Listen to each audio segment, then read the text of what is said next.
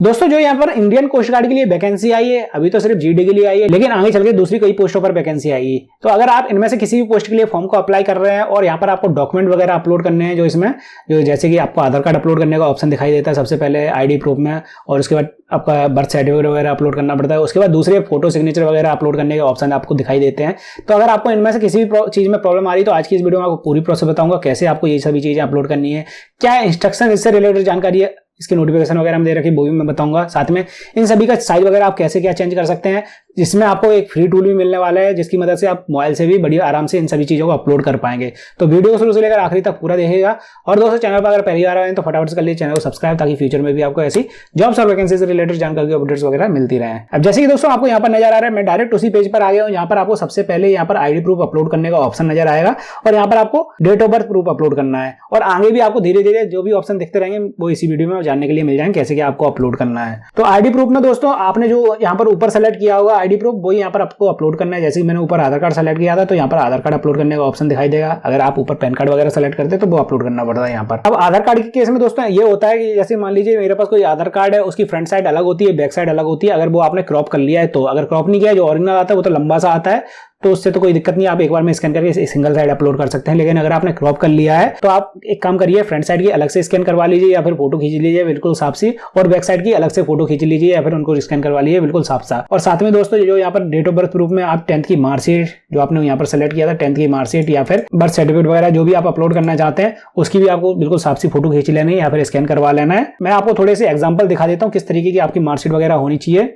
नहीं तो आगे चल के आपको वो रिजेक्ट वगैरह भी हो सकती है। तो इस सैंपल के लिए यहाँ पर एक ऑप्शन दे रखा है दोस्तों, इस पे आपको क्लिक कर देना है। अगर आप देखना चाहते हैं मैं यहाँ पर समझा देता हूँ आपको।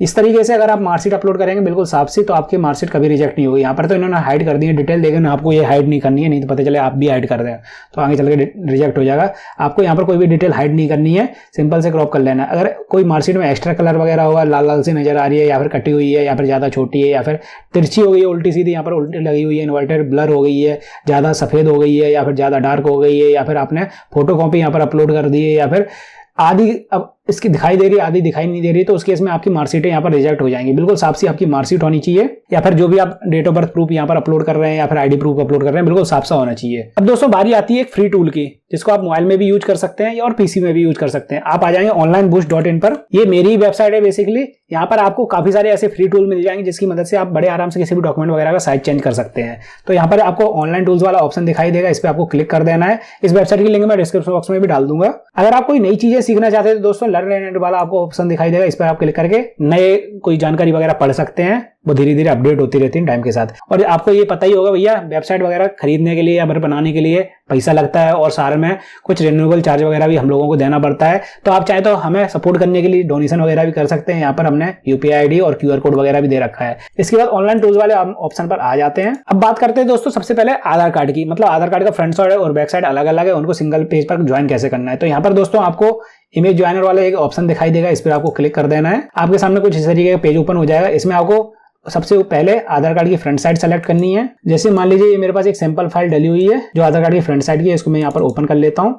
और नीचे आपको यहाँ पर दूसरा ऑप्शन दिखाई देगा, इसमें आपको बैक साइड सेलेक्ट कर लेनी है। आप चाहे तो इनको अलग अलग स्कैन करके या फिर फोटो खींच के अच्छे से क्रॉप करके रख ली सकते हैं और उसके बाद यहाँ पर अपलोड कर सकते हैं। इसके बाद कुछ नहीं करना है दोस्तों, आपको यहाँ पर वर्टिकल वाला जो ऑप्शन है उस पर आपको टिक लगा देना है और यहाँ पर ज्वाइन इमेजेस वाले ऑप्शन पर क्लिक कर देना है। इसके बाद नीचे यहाँ पर डाउनलोड वाला ऑप्शन दिखाई देगा, इस पर आपको क्लिक कर देना है और इस फाइल को सेव कर लेना कहीं भी। आप जब इसको ओपन करके देखेंगे तो आपको समझ आ जाएगा भैया फ्रंट साइड ऊपर आ चुकी है, बैक साइड नीचे आ चुकी है, तो बड़े आराम से ये दोनों चीजें ज्वाइन हो जाएंगी। इसके बाद दोस्तों बारी आती है इनको अपलोड करने की। तो अपलोड करने के लिए आपको सबसे पहले तो इनके हिसाब से साइज जो इसमें बता रखा है फॉर्म में, उसके हिसाब से साइज बनाने पड़ेंगे इन सभी डॉक्यूमेंट के।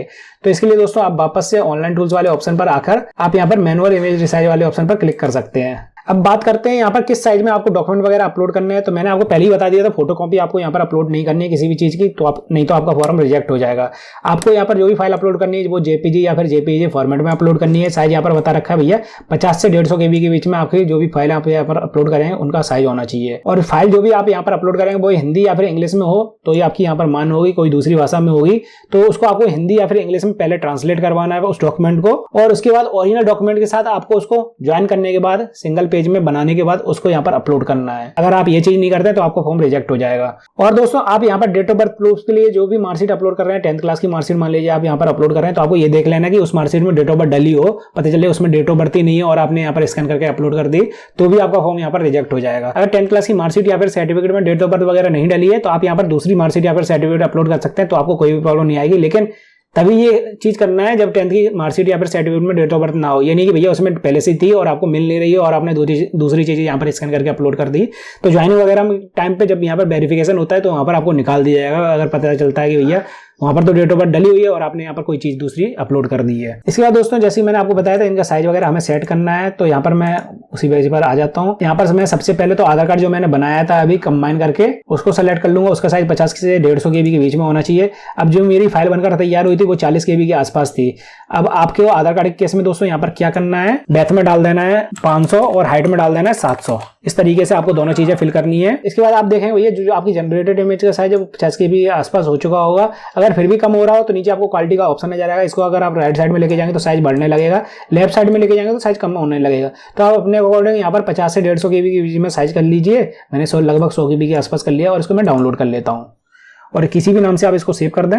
इसके बाद दोस्तों हमें यहाँ पर मार्कशीट भी अपलोड करनी है या फिर date of birth certificate upload करना है, तो मैं एक फाइल यहाँ पर साइज वगैरह सेट करके दिखा देता हूँ आपको। जैसे मान लीजिए मेरे पास सैंपल फाइल है जिसको मैं अपलोड करना चाहता हूँ, मैं इसको ओपन कर लेता हूँ।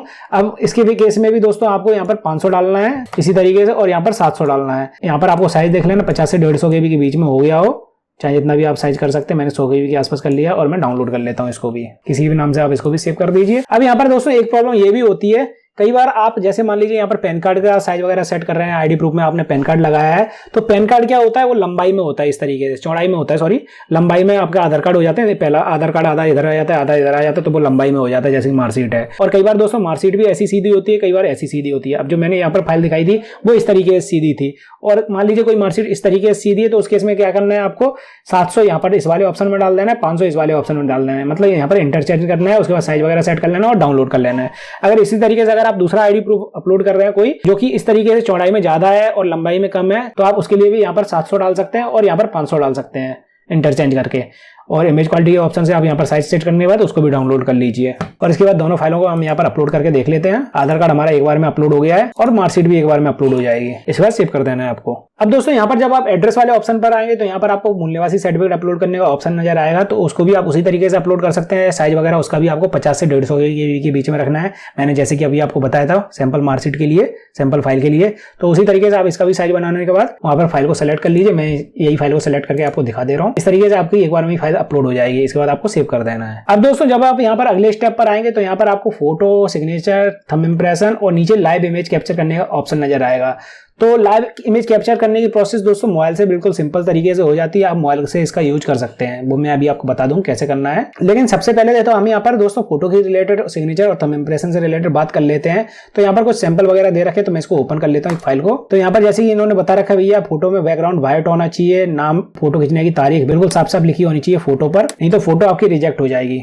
और फोटो में जो तारीख लिखी हो दोस्तों वो 3 महीने से ज्यादा पुरानी नहीं होनी चाहिए। आपको स्लेट लेनी है हाथ में और चौक से लिखना है कैपिटल लेटर्स में अपना नाम, नेम लिखना है NAME, उसके बाद आपका नाम आ जाए कैपिटल लेटर्स में। अगर नाम ज्यादा बड़ा हो तो आप दूसरी लाइन में आप बचा हुआ नाम लिख सकते हैं नीचे की लाइन में। इसके बाद उससे नीचे डेट ऑफ फोटो यानी कि DOP आपको लिखना है और जितनी तारीख को फोटो खिंच रही है उस तारीख को आपको यहाँ पर मेंशन कर देना है। उसके बाद आपको फोटो खिंचा लेनी है। व्हाइट बैकग्राउंड में फोटो होनी चाहिए, चेहरा वगैरह बिल्कुल साफ नजर आना चाहिए। कोई भी चश्मा टोपी लगाकर आपको फोटो नहीं खिंचानी, जैसे यहाँ पर लिखा हुआ है भैया ये सभी फोटो इस तरीके की अगर आप फोटो अपलोड करते हैं तो आपकी फोटो रिजेक्ट हो जाएंगी। यहाँ पर इन्होंने चश्मा लगाकर भी फोटो खिंचवा रखी है, वो फोटो भी आपकी रिजेक्ट वाली लिस्ट में डली हुई है। यहाँ पर सनग्लासेस वगैरह लगाकर फोटो लगा रखी है, वो भी यहाँ पर रिजेक्ट हो जाएगी। बिना स्लेट की फोटो है वो भी रिजेक्ट हो जाएगी। ज्यादा छोटी फोटो है, साइड में आप देख रहे हैं ज्यादा डार्क फोटो है, दूसरे बैकग्राउंड की फोटो है, ब्राइट कलर की फोटो है, ब्लर हो गई है फोटो, टेढ़ी मेढ़ी हो गई है, हेड वगैरह लगाकर फोटो खिंचाइए, या फिर ज्यादा पास से फोटो ले लिए, कोई एक्स्ट्रा कलर है जैसे लाल लाल सा कलर दिख रहा है। अगर आपकी इनमें से कोई भी तरीके की फोटो होगी तो वो फोटो आपकी रिजेक्ट हो जाएगी। बिल्कुल सिंपल सी आपकी फोटो वगैरह होनी चाहिए। अगर आप सिक कैंडिडेट हैं तो आप पगड़ी लगाकर फोटो खिंचा सकते हैं, नहीं तो और किसी को सर पर कोई भी कपड़ा वगैरह नहीं रखना है। फोटो का साइज यहाँ पर मेंशन कर रखा है भैया 10 से 100 KB के बीच में आपकी फोटो होनी चाहिए, वो मैं आपको अभी बता दूं किस तरीके से बनाना है। इसके बाद बात करते हैं सिग्नेचर और थंब इंप्रेशन की, तो मैं अभी आपको इनके एग्जांपल वगैरह भी दिखा दूंगा। लेकिन इससे पहले बता देता हूं दोस्तों, जो भी आप सिग्नेचर या फिर थंब इंप्रेशन करेंगे वो आपको बिना लाइन वाला पेपर लेना है, यानी कि कॉपी का पन्ना फाड़ लिया जिसमें लाइनें वगैरह होती है, उसमें आपको सिग्नेचर या फिर थंब इंप्रेशन वगैरह नहीं करने हैं, आपको प्लेन पेपर लेना है बिना लाइन वाला, उसमें आपको सिग्नेचर करने हैं। और सिग्नेचर करने के लिए दोस्तों आपको यहाँ पर ब्लैक पेन का यूज करना है, ब्लू पेन आपको यहाँ पर नहीं यूज करना है, क्योंकि ब्लू पेन से सिग्नेचर थोड़े से ब्लर हो जाते हैं जब यहाँ पर अपलोड करते हैं, ब्लैक पेन से थोड़े डार्क आते हैं, तो इस वजह से साइन आपके रिजेक्ट वगैरह नहीं होंगे। तो आपको ब्लैक पेन का यहाँ पर यूज करना है और कैपिटल लेटर्स में साइन नहीं करने हैं आपको। मैं आपको दिखा देता हूँ। जैसे यहाँ पर मैंने प्लेन पेपर ले रखा है, बिना लाइन वाला पेपर, अगर आप लेकिन कैपिटल लेटर में साइन कर देते हैं इस तरीके से तो साइन आपके रिजेक्ट हो जाएंगे। आप नॉर्मल हैंड राइटिंग में साइन करिए इस तरीके से, चाहे तो आप हिंदी में कर सकते हैं, कोई दिक्कत नहीं है आपको। और थंब इंप्रेशन दोस्तों आपको लेफ्ट हैंड से लगाना है, इस तरीके से ब्लू इंक से लगा सकते हैं बिना लाइन वाले पेपर पे, कोई दिक्कत नहीं होगी आपको। अब बात करते हैं दोस्तों साइजेस की। तो सभी का साइज आपको 10 से 100 KB के बीच में रखना है। तो वापस से हम आ जाते हैं उसी वेबसाइट पर। यहाँ पर आपको फोटो सेलेक्ट करनी है, जिस फोटो को आप यहाँ पर अपलोड करना चाहते हैं। तो मेरे पास एक सैंपल इमेज डली हुई है, इसको मैं यहाँ पर सेलेक्ट कर लेता हूँ। अब आप ये मत बोलना भैया इसमें डेट पुरानी डली हुई है, तो मैंने आपको बता दिया किस तरीके से फोटो आपको अपलोड करनी है, उसी तरीके का आपकी फोटो होनी चाहिए। यहाँ पर मेरे पास ये फाइल अवेलेबल है, तो मैं इसी को आपको दिखा देता हूँ। तो मैं इसको यहाँ पर सेलेक्ट कर लूंगा। इसके बाद दोस्तों फोटो केस में आपको यहाँ पर 300 डालना है, इस वाले ऑप्शन में 400 डाल देना है। इस तरीके से आप देखेंगे फोटो का साइज चाहे जितना भी हो ऑटोमेटिकली 40 KB के आसपास हो चुका हो, नहीं तो आप नीचे वाले ऑप्शन से कम ज्यादा कर सकते हैं। मैं यहाँ पर 30 KB के आसपास कर लेता हूँ और डाउनलोड कर लेता हूँ। किसी भी नाम से आप इसको सेव कर लीजिए। इसका नाम आपको चेंज करना पड़ेगा, चाहे तो आप अभी चेंज कर सकते हैं नाम, लेकिन मैं अभी आपको बताऊंगा चेंज करने के लिए क्या करना है, आपको क्या नाम रखना है इसमें। फिर दोस्तों आपको यहाँ पर सिग्नेचर सेलेक्ट करना है, तो ये वाले सिग्नेचर मैं यहाँ पर सेलेक्ट कर लेता हूँ, इसको ओपन कर लेता हूँ। सिग्नेचर केस में दोस्तों आपको यहाँ पर 500 रखना है, इस वाले ऑप्शन में आपको 300 रखना है। इसके बाद आप देखेंगे सिग्नेचर साइज 15-20 KB के आसपास हो चुका हो, थोड़ा बहुत और आपको ज्यादा कर सकते हैं, यहाँ से 30 KB के आसपास कर लीजिए। इसके बाद इसको डाउनलोड कर लीजिए। S1 नाम से मैं इसको सेव कर देता हूँ। इसके बाद दोस्तों आपको यहाँ पर थंब इंप्रेशन सेलेक्ट करना है, जो भी आप इसमें अपलोड करना चाहते हैं, इसको मैं ओपन कर लेता हूँ। थंब इंप्रेशन केस में भी दोस्तों आपको यहाँ पर 500 रखना है, इस वाले ऑप्शन में आपको 300 रखना है।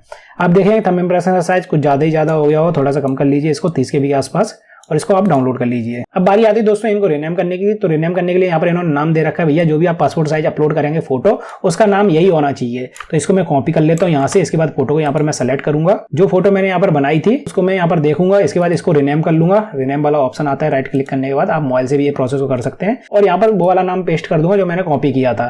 चाहे तो आप Ctrl+V दबा कर भी पेस्ट कर सकते हैं। मैं यहाँ पर ये वाला नाम पेस्ट कर देता हूँ और ओके कर दूंगा। इसके बाद इस फोटो को आप सेलेक्ट करके अपलोड करेंगे, तो एक बार में ये फोटो अपलोड हो जाएगी। यहाँ पर स्किप कर देना है आपको कोई दिक्कत नहीं होगी। इसके बाद दोस्तों सिग्नेचर केस में आपको ये चीज कॉपी कर लेनी है। Ctrl+C से आप कॉपी कर सकते हैं, नहीं तो राइट क्लिक करके आप कॉपी कर लीजिए। इसके बाद यहाँ पर सिग्नेचर आपको सेलेक्ट करना है, जो भी आपने बनाए थे। यहाँ पर राइट क्लिक करने के बाद आपको रिनेम कर लेना है इसको भी, और Ctrl+V दबा देना है। यहाँ पर राइट क्लिक करके आप पेस्ट कर सकते हैं। अगर यहाँ पर आखिरी में कुछ स्पेस वगैरह आया हो तो इसको रिमूव कर देना है आपको, मतलब कोई भी स्पेस वगैरह नहीं होना चाहिए आखिरी में। इसके बाद मैं इसको ओपन कर लेता हूँ और यहाँ पर कंटिन्यू कर देता हूँ। इसके बाद प्रीव्यू कर लेना है आपको और सबमिट कर देना है। सिग्नेचर भी आपके एक बार में अपलोड हो जाएंगे। इसके बाद थंब इंप्रेशन के लिए दोस्तों आपको इसको कॉपी कर लेना है उसी तरीके से, और उसी तरीके से आपको यहाँ पर थंब इंप्रेशन वाला सेलेक्ट करना है, राइट क्लिक करके यहाँ पर इसको रिनेम करके पेस्ट कर देना है। लास्ट में स्पेस वगैरह कुछ हो तो उसको आपको रिमूव कर देना है, और इसको मैं ओपन कर लेता हूँ। यहाँ पर कंटिन्यू कर देता हूँ और प्रीव्यू करके ओके कर देता हूँ, सबमिट। तो यहाँ पर तीनों चीजें आपकी अपलोड हो जाएंगी दोस्तों। अब आगे की प्रोसेस मैं मोबाइल से कर लेता हूँ, क्योंकि पीसी में मेरा वेबकैम वगैरह नहीं है। इस वजह से अगर मैं लैपटॉप का यहाँ पर यूज कर रहा होता तो उसका वेबकैम यूज कर सकता था। तो मैं यहाँ पर इसको सेव कर लेता हूँ। अब अगर मैं मोबाइल में आगे की प्रोसेस खोलूंगा तो यहाँ तक ये प्रोसेस सेव होकर आएगी। इसके आगे की प्रोसेस मतलब ये वाली जो इमेज कैप्चर करने की प्रोसेस है वो मोबाइल से एक बार में ही हो जाएगी। तो मैं इसको अपने मोबाइल में ओपन कर लेता हूँ इस वेबसाइट को। यहाँ पर दोस्तों मैंने आईडी और पासवर्ड डाल दिया है, इसके बाद कैप्चर डाल दिया है और लॉगिन कर लेता हूँ। अब यहाँ पर लिख कर आएगा भैया आप उसी प्रोसेस पर आ चुके हैं लाइव इमेज कैप्चर करने के लिए। तो मैं यहाँ पर स्टार्ट कैमरा वाले ऑप्शन पर क्लिक कर दूंगा और अलाउ कर देना है आपको यहाँ पर। तो यहाँ पर दोस्तों मैंने लाइव इमेज कैप्चर कर ली है मोबाइल से ही। थोड़ी सी प्रॉब्लम हुई मोबाइल से इमेज कैप्चर करने के लिए, आपको स्क्रीन रोटेशन भी ऑन करना पड़ेगा, टेढ़ी स्क्रीन लगाकर लाइव इमेज कैप्चर करनी पड़ेगी। और साथ में दोस्तों यहाँ पर जो डेस्कटॉप साइड वाला ऑप्शन आता है साइड में, इस पर भी आपको टिक लगाना पड़ेगा, तब जाकर यहाँ पर मोबाइल से आपकी लाइव इमेज कैप्चर हो पाएगी, लेकिन कोई प्रॉब्लम आपको नहीं आएगी। और लाइव इमेज कैप्चर करने के लिए भी दोस्तों मैं आपको बता देता हूँ, कोशिश रखिएगा दोस्तों जो आपका बैकग्राउंड हो लाइव इमेज कैप्चर करते टाइम भी वो कोई दीवार हो प्लेन कलर की, मतलब एक ही कलर होना चाहिए उसमें। ये नहीं कि भैया उसमें ईंटें वगैरह छपी हुई या फिर खिड़की वगैरह है, ऐसा नहीं तो आगे चल के आपको प्रॉब्लम वगैरह हो सकती है। कोई सिंगल कलर होना चाहिए या फिर व्हाइट कलर हो तो ज्यादा अच्छा है। और इसलिए यहाँ पर लेटेस्ट फोटो और बताई गई है दोस्तों अपलोड करने के लिए, क्योंकि कई बार क्या होता है कैंडिडेट यहाँ पर पुरानी फोटो अपलोड कर देता है और वो लाइव इमेज जब कैप्चर करने के लिए जाता है तो उसका चेहरा मैच नहीं करता है। तो यहाँ पर जो इनका एआई सॉफ्टवेयर है वो डिटेक्ट नहीं कर पाएगा और आपकी इमेज कैप्चर यहाँ पर करने में कुछ ना कुछ एरर देता रहेगा। तो आपको मिलती जुलती ही फोटो यहाँ पर अपलोड करनी है, नई फोटो अपलोड करनी है। ये नहीं कि आपने पुरानी फोटो अपलोड कर दी तो आगे चल के आपको यहाँ पर लाइव इमेज कैप्चर वगैरह नहीं हो पाएगी। इसके बाद सिंपली आपको यहाँ पर सेव कर देना है। तो यहाँ पर जैसे ही आपको नजर आ रहा है दोस्तों, मैंने इमेज भी कैप्चर कर ली है और सभी डॉक्यूमेंट भी अपलोड कर दिए हैं और आपको पूरी प्रोसेस भी बता दी है। अगर आपको फिर भी कोई प्रॉब्लम समस्या आ रही है इन सभी डॉक्यूमेंट को अपलोड करने में तो आप मुझसे कमेंट सेक्शन में पूछ सकते हैं। और अगर दोस्तों आपको ये वीडियो पसंद है तो प्लीज लाइक कर दीजिए, चैनल पहली बार आए तो सब्सक्राइब कर लीजिए। और दोस्तों अगर आप इंडियन कोस्ट गार्ड के लिए किसी भी पोस्ट के लिए फॉर्म को अप्लाई कर रहे हैं और इससे रिलेटेड पूरी जानकारी वगैरह देखना चाहते हैं किस तरीके से आपको इसके फॉर्म को फिल करना है तो आप ऊपर वाली वीडियो को देख सकते हैं। और अगर आपको इसमें कास्ट सर्टिफिकेट कैसे क्या फॉर्मेट के अपलोड करने हैं ताकि आगे चल के आपके फॉर्म में कोई प्रॉब्लम वगैरह ना हो तो नीचे वाली वीडियो को जरूर देखिएगा।